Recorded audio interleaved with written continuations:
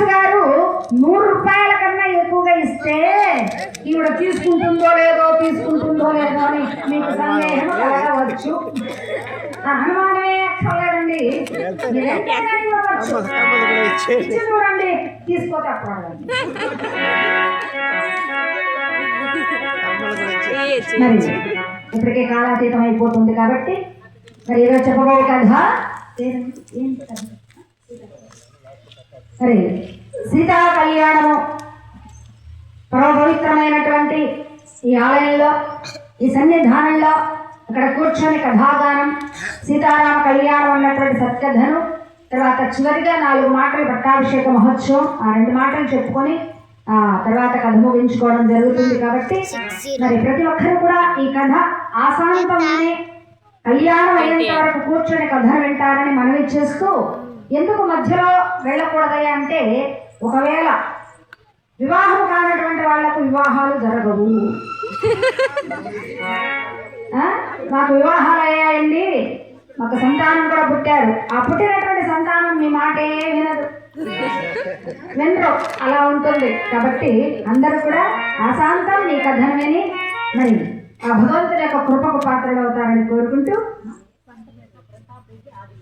సంతపేట వాస్తవ్యులు ప్రతాప్ రెడ్డి గారు, ఆదిలక్ష్మమ్మ గారు సహృదయులు, మంచి మనసు కలిగినటువంటి వారు ఒక 112 రూపాయలు పెంచారండి. చాలా సంతోషం. అడిగినందుకన్నా 12 పెంచారమ్మా. కాబట్టి అలాంటి వారికి, మరి కుటుంబాల వారికి ఉద్యోగరీత్య, వ్యాపారీత్య భగవంతుడు చిరాయువును, ఆయుర ఆరోగ్యాలను, పాడి పంటలతో ఆ భగవంతుడు కాపాడి రక్షించాలని కోరుకుంటూ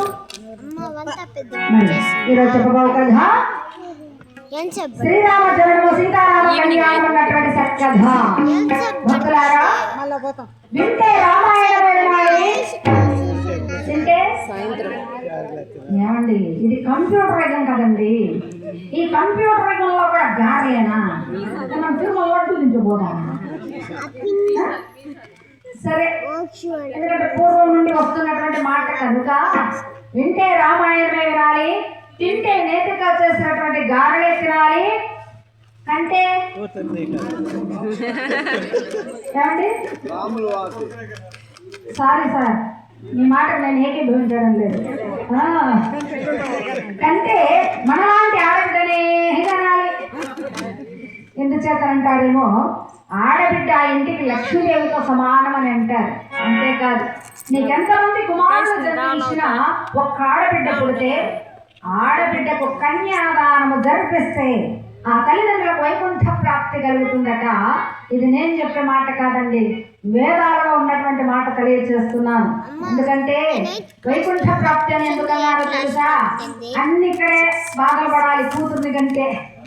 అల్లుడు, కూతురు మొత్తం సార్ నరకం ఇక్కడే నరకం అనుభవిస్తున్నాం. ఇంకెందుకు వైకుంఠ ప్రాప్తి కలగదు సార్? అందుకని బ్రహ్మాండంగా మన వాళ్ళు ఆలోచించి పెట్టారు, ఈ మాటలు చెప్పారు.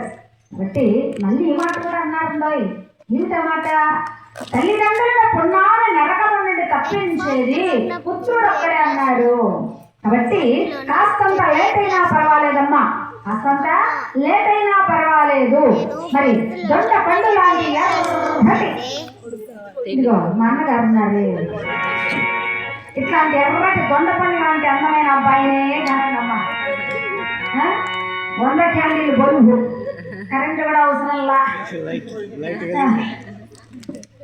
కాబట్టి ఇలాంటి అందమైన అబ్బాయినే అంటారని కోరుకుంటూ మరి ఈనాడు చెప్పబో కథ శ్రీరామ జననము, క్లుప్తంగా జననం తీసుకుని తర్వాత సీతారామ కళ్యాణం అన్నటువంటి సత్కథ. ముద్దులాగా ఒక హరికథ చెప్పాలంటే సుమారు 4 గంటల సమయం కావాలి. కానీ మనకు ఇక్కడ దేవస్థానం వారు సమయం తక్కువ అయినా కూడా పర్వాలేదు, ఆ సమయం ఉన్నంత వరకు ఈ కథాగానం తెలియజేస్తారండి.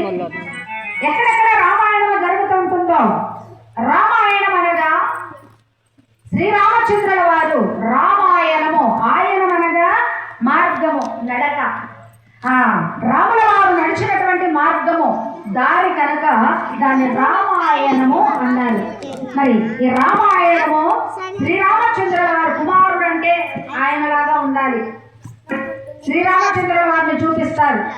మరి అన్నగారంటే ఎలా ఉండాలి? శ్రీరామచంద్రుల వారి లాగా ఉండాలి. తర్వాత భర్త అంటే ఎలా ఉండాలి? గుర్తుపెట్టుకోవాలి, ఏక పత్ని వ్రతుడు. తన భార్యను తప్ప మరొక స్త్రీని తన మనస్సులో కూడా రాలేదు మహానుభావుడు.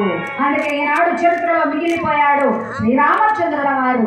కాబట్టి ఆ తర్వాత మరి ఏ విధంగా అయితే కుమారుడు ఎలా ఉండాలి, కుమారుడు ఎలా ఉండాలి అలా ఉన్నాడు.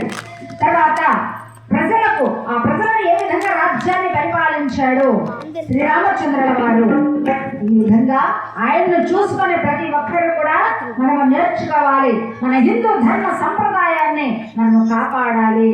భక్తులారా, రాను రాను మన హిందూ ధర్మ సంప్రదాయం తగ్గిపోతుందండి. సూర్య చంద్రాదులు గతులు తప్పే ప్రమాదం ఉంది. కాబట్టి అలా గతులు తప్పకుండా ఉండాలి అంటే మన హిందూ ధర్మ సంప్రదాయాన్ని మనము కాపాడుకోవాలి. మన హిందూ భారతదేశంలో జన్మించినటువంటి ప్రతి ఒక్క పురుషుడు, ప్రతి ఒక్క స్త్రీ, ప్రతి ఒక్క మానవుడు మనం ఎంతో పుణ్యం చేసుకున్నాము హిందువులుగా జన్మించడం. ఇది మన పూర్వజన్మ సుకృతం. కాబట్టి భక్తులారా, ఇక్కడ మరి అందరూ కూడా భక్తి శ్రద్ధలతో కూర్చుని కథనాల్సిందిగా కోరుకుంటూ, ఎక్కడెక్కడైతే రామాయణం జరుగుతుంటుందో, ఎక్కడైతే ఆ రామాయణంలో ఉన్నటువంటి ఘట్టాలు తెలియచేస్తుంటారో అక్కడికి ఒక మహానుభావుడు వస్తాడండి భక్తులారా. ఎక్కడైతే రామాయణం కావచ్చు, శ్రీరామచంద్రుల వారి ఆలయం నిర్మించేటప్పుడు మరి కుంభాభిషేక మహోత్సవం కావచ్చు, అలా రామాయణము జరిగేటప్పుడు కావచ్చు, ఒక మహానుభావుడు వచ్చి కూర్చొని ఉంటాడు, అక్కడ వింటూ ఉంటాడు. ఆయనకు ప్రత్యేకమైనటువంటి ఆసనము అమర్చి ఉంచాలి మనము. ఎవరండి ఆయన? అది అక్కడ కూర్చొని ఉన్నారే హనుమంతుల వారు. ఆయనే హనుమంతుల వారు, ఆంజనేయ స్వాముల వారు. కాబట్టి ఆంజనేయ వరద గోవింద జనకి రామ కళ్యాణ గాథ, జనకి రామ కళ్యాణ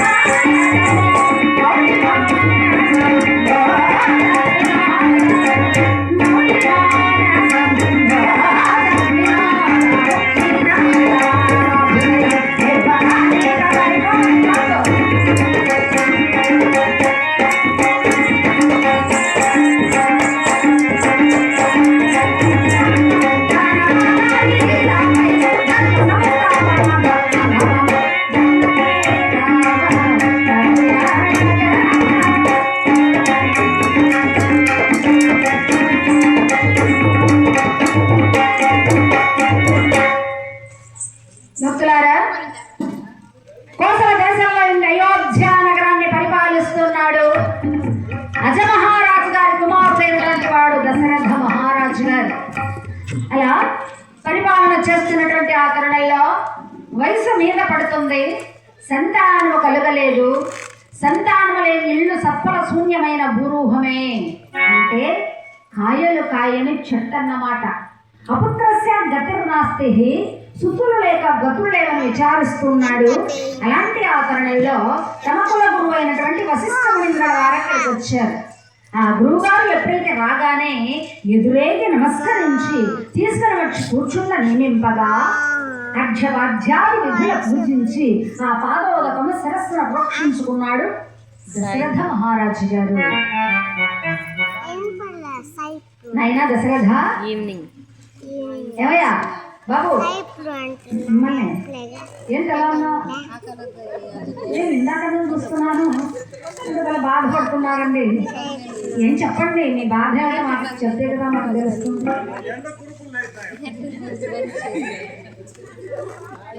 పర్వాలేదండి, మీ మనసులో మాట చెప్పండి. ఏం బాధ లేదా? ఇందాక చూస్తున్నాను అదోలా ఉన్నారు మీరు. అంటే మిమ్మల్ని అడగట్లేదండి నేను. వశిష్ఠ మునీంద్రుల వారు అడుగుతున్నారు దశరథుని.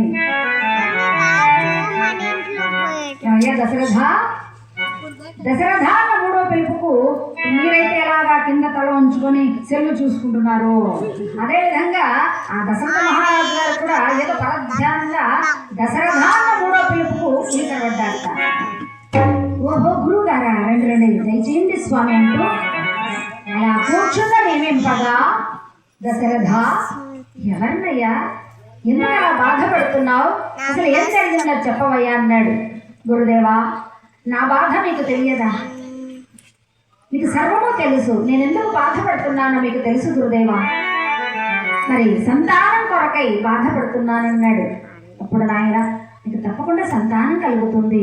ఎప్పుడు గురుదేవా, ముసలివాడనైపోతున్నాను, వయసు మీద పడుతుంది, ఈ వయసులో నాకు సంతానం కలగడమా, భగభగామంటే గాడి పోయిన పద్మం పడుతుందా, రావి చెట్టుకి ఎక్కడైనా మామిడి పండ్లు కాస్తుందా, ఎద్దు ఎక్కడైనా ఈనుతుందా, కుందేటికి ఎక్కడైనా కొమ్ములు మొలుస్తాయా, బొట్టురాలు సేపుకు వచ్చేనా పాలు, మరి ఈ ముసలివాళ్ళ కడుపున పిల్లలు ఎలా పుడతారు గురుదేవా. నాయన బాధపడకయ్యా, ఆనాడు దశరథ మహారాజు గారికి వృద్ధ దంపతులు ఇచ్చినటువంటి ఆ వృద్ధ దంపతులు ఇచ్చిన శాపం ఉండనే ఉందండి, దాన్ని అనుభవించేటందుకైనా ఈయనకు సంతానం కలుగుతుంది. ఏమిటా వృద్ధ దంపతులు ఇచ్చినటువంటి శాపం అంటే, ఒకనప్పుడు దశరథ మహారాజు గారు మృగాలను వేటాడడానికి అడవికి వెళ్ళాడు. ఇది ప్రజలందరూ వచ్చి, మహారాజా మా పంట పొలాలని నాశనం చేసేస్తున్నాయి ఎలుగు బంట్లు, అడవి పందులు, ఆ ఖడ్గ మృగాలు ఎన్ని, వాటిని ఆడాలి, మీరే స్వయంగా రావాలి మహారాజా అనగా, ప్రజలను రక్షించడం కొరకై ఆ మహారాజు గారు అలా అరణ్యానికి బయలుదేరి వెళ్ళాడండి. ఆ మృగాలను వేటాడి వేటాడి వేటాడి వేటాడి ఈ చీకటి పడుతూ ఉండగా మిగిలినటువంటి మృగాలు మంచినీటి వరకు వస్తాయేమో అనుకొని ఒక సరస్సు దగ్గరకు వెళ్ళాడు. అక్కడ గుబురుగా ఉన్నటువంటి పొద చాటున శబ్దవేధి అన్నటువంటి ఆ బాణాన్ని ఎక్కువ పెట్టుకొని ఉన్నాడండి. ఆ విద్య దశరథ మహారాజుకు మాత్రమే తెలుసు, అది ముందు తరాల వారికి కానీ ఆ తర్వాత తరాల వారికి కానీ తెలియదు. అలా ఆ బాణాన్ని ఎక్కువ పెట్టుకొని ఉన్నాడు. ఇక్కడ యజ్ఞ దత్తుడు అన్నటువంటి శ్రవణ కుమారుడు అని కూడా అంటారండి. 12 వత్సరములు కలిగినటువంటి బాలుడు తల్లిదండ్రులు కోరుకున్నారు ఒకరోజు, కుమారా నాయన యజ్ఞదత్త ఇలా రా నాయన అంటూ దగ్గరకు చేర్చుకొని, నాయన మాకు పుణ్యక్షేత్రాలను కూడా దర్శించాలని కోరికగా ఉన్నది, కానీ మేము తిరగలేమే, వయోవృద్ధులము, అందులము నేత్రములు కనిపించినటువంటి వారము కుమారా, మరి నీవు మా కోరిక తీరుస్తావా నాయన అని ఆ తల్లిదండ్రులు ఎప్పుడైతే కోరుకున్నారు. అమ్మా, పరమ పవిత్రమైనటువంటి ఈ మానవ జన్మను ప్రసాదించినటువంటి వారు మీరు కాదా, మీ కోరిక నేను తీర్చాలి, ఎందుకంటే తనయుడిగా పుట్టినటువంటి నేను మీ రుణము నేను తీర్చుకోవాలమ్మా, అది అందుకే అంటారండి పువ్వు పుట్టగానే పరిమళిస్తుంది అంటారు. ఆ బిడ్డ ఆ 12 వత్సరముల ప్రాయం అండి, ఆ వయసులో ఎంత చక్కగా మాట్లాడుతున్నాడో, ఎంత జ్ఞానం కలిగినటువంటి వాడో ఆ శ్రవణ కుమారుడు. కానీ ఇప్పుడు ఉన్నారు పిల్లలు, తల్లిదండ్రులు ఎన్నో బాధలు పడి ఎన్నో కష్టాలు పడి కాయా కష్టము చేసి బిడ్డలను ప్రయోజకులు చేసిన తర్వాత వారికి రెక్కలు వచ్చి ఎగిరిపోతున్నారు. కానీ ఇక్కడ తల్లిదండ్రులను అనాథలను చేసి తల్లిదండ్రులు బరువు అయిపోయారని చెప్పి అనాథాశ్రమాలలో వదిలేస్తున్నారు. ఆ తల్లిదండ్రులు నా బిడ్డలు ఈ రోజు వస్తారు రేపు వస్తారు అని ఎదురు చూసి చూసి కన్నులు కాయలు కాచే వరకు ఎదురు చూస్తున్నారు. కానీ వాళ్ళు ఏమడిగారండి, మణులు అడిగారా, మాన్యాలు అడిగారా, అంత సమయానికి అంత భోజనమే కదా, అట్లాంటిది తల్లిదండ్రులను తీసుకుని వెళ్ళి అనాథాశ్రమాలలో వదిలేస్తున్నారు. కాబట్టి ఆ శ్రవణ కుమారుడు చూడండి, మా మీ కోరిక నేను తీరుస్తానమ్మా, నాకు ఈ జన్మనిచ్చినటువంటి మీరు ఎంతో ఆరోగ్యాలతో నాకు ఈ జన్మనిచ్చారు, మరి మీ కోరిక నేను తీర్చాలి, తప్పకుండా తీరుస్తాను, రుణము తీర్చుకుంటానంటున్నాడు. అలా పుణ్యక్షేత్రాలను కూడా కావిడిగా కట్టుకొని ఆ బిడ్డను అలా ఎప్పుడు అటొకరు ఎటకుండా కూర్చోబెట్టుకొని అలా కావిడి మోసుకొని వెళుతున్నాడండి. పుణ్యక్షేత్రాలను కూడా దర్శించుకుంటూ వస్తున్నారు. అలాంటి ఆ తరుణంలో మరి ఇక్కడ చీకటి పడిందండి భక్తులారా. ఎప్పుడైతే అలా చీకటి పడినటువంటి ఆ తరుణంలో తల్లి గారు, కుమారా యజ్ఞదత్త దాహంగా ఉంది, మంచి తీర్థం కావాలి నాయన. అదిగో ఆ సురపురలో మంచి తీర్థం ఉంటుంది, అందించు నాయన అన్నది తల్లిగారు. సురపుర అంటే ఏమిటండి? పూర్వకాలంలో పెద్దవారు ఆ సొరకాయని ఎండబెట్టి దాని పాత్రలాగా చేసి అందులో మంచినీరు సేవించేవారట. అందుకే ఆరోగ్యంగా ఉన్నారు. 110 సంవత్సరాలు, 111, 112 సంవత్సరాలు జీవిస్తున్నారు ఇప్పటికి కూడా.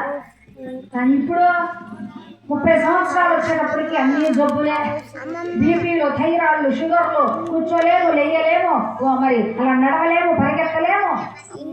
30 సంవత్సరాలకే అన్ని జబ్బులు వచ్చేస్తున్నాయి. ఎందుకంటే అన్ని కలుషితమైనటువంటి ఆహారం, మినరల్ వాటర్.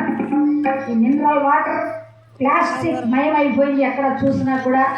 అలా ఆ రోజుల్లో చక్కగా ఆ విధంగా మంచినీరు త్రాగేవారండి. తల్లిగారు అడిగారు, కుమార అదిగో మంచి తీర్థం అందించు నాయన అంటే ఆ సురపురలో చూస్తే నీరు నిండుకున్నాయి.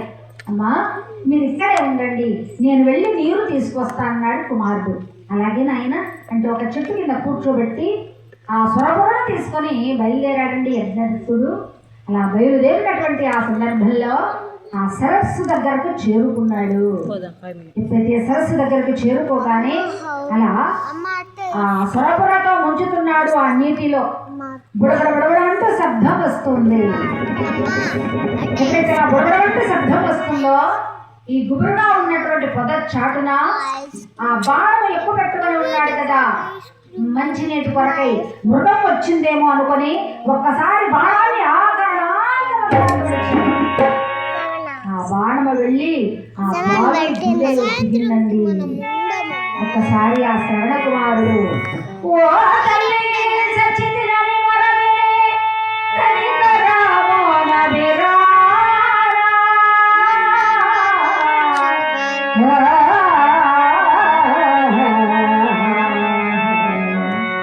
ఓ తల్లి సచ్చితినని వారు ఎప్పుడైతే ఆ కేక వేశాడో దశరథ మహారాజు గారు ఉలిక్కిపడ్డారు. ఇదేంటి మృగమనుకొని బాణం వేశాను, ఇక్కడ పిల్లవాడి ఆత్మనాభం కనపడుతున్నాడు, ఏం జరిగిందా అని అలా అవడివడిగా వచ్చి చూసేటప్పటికి ఆ పిల్లవాడక్కడ రక్తపు మడుగులో పడి కొట్టి ముట్టాడుతున్నాడు. చూశాడు, నిర్ఘాంతపోయాడు. అయ్యో ఎవరు నాయన నీవు, ఎవరు బాబు నీవు? నేను ఈ రాజ్యాన్ని పరిపాలించవలసినటువంటి దశరథ మహారాజునయ్యండి కూడా నిన్ను పట్టున పెట్టుకున్నానా? నిన్ను కాపాడాలి, ప్రజలను కాపాడవలసినటువంటి నేను నిన్ను అంతం చేశానా? అయ్యయ్యో నన్ను మన్నించు నాయన అని బాధపడుతున్నాడు. ఎవరు బాబు నువ్వు, నీ పేరు ఏమిటో చెప్పవయ్యా అన్నాడు. మహారాజా నా పేరు యజ్ఞదత్తుడు అంటారండి. మా తల్లిదండ్రులు వయోవృద్ధులు, వారికి జ్ఞాపకములు కనిపించవు. అదిగో దాహముతో విలపిస్తున్నారు అక్కడ, వారికి మంచి తీర్థం ఇచ్చి వారి దాహం తీర్చండి అని ఆ బిడ్డడు అక్కడికక్కడే మరణించాడండి. భక్తులారా ఇంకా తిన్నగా ఆ మంచినీరు తీసుకొని అరణ్యంలోకి బయలుదేరి తల్లిదండ్రుల దగ్గరకు వచ్చాడండి. ఆ వృద్ధ దంపతుల దగ్గరకు ఎప్పుడైతే చేరుకుంటున్నటువంటి ఆ తరుణంలో అదిగా బాబు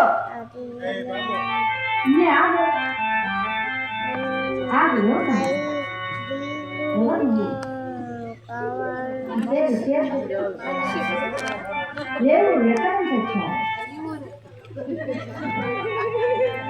నిన్ను కాడుతున్నాయన నువ్వు వెళ్ళవచ్చు. ఆ వృద్ధ దంపతులు అడుగుతున్నాడు. అలిగడి చప్పుడు విన్నారు వారు. అలిగడి చప్పుడు విని ఎవరయ్యా నీవు? నిన్ను ప్రశ్నించలేదు నాయన. ఎవరయ్యా నీవు? నీ పేరేం పేరు? ఎక్కడి నుంచి వచ్చావు? మా కుమారుడివి కాదే, ఎవరు నీవు అని వారు ప్రశ్నిస్తున్నారు. ఇదేంటంటే వారికి జ్ఞాపకం కనిపించవే, మరి వారు ఏ విధంగా కుమారుడు కాదు అని ఏ విధంగా తెలియజేస్తున్నారు వారు అంటే భగవంతుడు వారికి జ్ఞానాన్ని ప్రసాదించాడండి. ఈనాడు మనం టీవీలలో పేపర్లో చూస్తున్నాం. ఎప్పుడైనా ఎక్కడైనా కళ్ళు కనిపించినటువంటి వారు వారికి యాక్సిడెంట్ అయిందని ఎప్పుడైనా ఎక్కడైనా చూస్తున్నామా? టీవీలలో పేపర్లో ఎక్కడ చూడడం లేదు, వినడం లేదు. మరి అన్ని అవయవాలు ఉన్నటువంటి వారికే భగవంతుడు అన్ని జరుగుతున్నాయి. మరి వారికి జ్ఞానాన్ని ప్రసాదించాడు. కళ్ళు కనిపించకపోయినా అడుగుల చప్పుడు విన్నారు వారు. మా కుమారుడి కావే ఇవ్వనాయనని వారు ప్రశ్నించగా దగ్గరకు వచ్చాడమ్మా. మృగమనుకొని బాణం వదిలేనది మీ కుమారునికి తగిలి మరణించాడమ్మా. అమ్మా, మీ దాహం తీర్చుకోండి, ఇదిగో మంచి తీర్థం అని మంచినీరు ఇవ్వగా తల్లిదండ్రులు ఒక్కసారి ఓ దీక మనస్కులై, ఓ ఈ మహారాజా, చూడు, ప్రజలను కాపాడవలసినటువంటి నీవు మా కుమారుని పట్టణ పెట్టుకున్నావా? ఇక మాకెవరయ్యా దిక్కు? మమ్మల్ని ఎవరు చెయ్యి పట్టమని నడిపించేవారెవరు? మాకు నేత్రంలో కనిపించవే, అడుగు తీసి అడుగు వెయ్యాలన్నా కూడా మేము నడవలేనే, వయో వృద్ధులమే, కళ్ళు కనిపించవు, మేము ఇంకెక్కడికైనా వెళ్ళాలి, మాకు దిక్కెవరు? హే భగవంతుడా, ఎందుకయ్యా ఈ వయసులో మాకింతటి శిక్ష విధించావు? మా కుమారుడు మాకు లేకుండా చేసావా? భగవంతుడా, భగవంతుని కాదు నిందించాల్సినటువంటిది, నా కుమారుడు పట్టబెట్టుకున్నాడే ఈ మహారాజు నిందించాలి. మహారాజా, మేమే విధంగా కుమారుడు కుమారుడు కుమారుడు అంటూ మరణిస్తున్నామో తద్విధంగా నీకు పుత్రుడు జన్మిస్తారు. ఆ పుత్రుడు జన్మించిన తర్వాత నీవు కూడా పుత్ర పుత్ర పుత్ర అంటూ మావలే మావలే నీవు కూడా మరణించడము కాక ఆ వృద్ధ దంపతులు శపించి అక్కడికక్కడే వారు కూడా మరణించారండి. భక్తులారా, మరి ఇక్కడ ఏం జరిగిందండి? అందుకే రామాయణం వినాలి అంటారు. ఎందుకంటే ముగ్గురిని చంపినటువంటి ఒకరిని చంపాడు బాణముతో, మృగమనుకొని. అంటే తన తప్పేమీ లేదు మహారాజు దశరథ మహారాజు గారు. అయినా కూడా తన చేతుల మీదుగా బాణం వదిలి అంతము చేసినట్లే కదా. అయినా తన కుమారుడు మరణించాడు. కుమారుడు మరణించారని ఆ తల్లిదండ్రులు కూడా మరణించారు. అప్పటికి ముగ్గురు ఈయన కారణం చేత మరణించారు. మరి మరణించిన తర్వాత పాపం ఊరికే పోదు కదా. పాపం అందులో బ్రాహ్మణుడు, ఆ పాపం ఊరికే పోదు కదా. మరి ఏ విధంగా ఆ పాపం పోతుందయ్యా? ఏం చేయాలి? ఇక్కడ ఏం చేశాడో చూడండి దశరథ మహారాజు గారు. ఆ ముగ్గురిని కూడా దహన సంస్కారాలు గావించాడు. ఎవరైతే అనాథ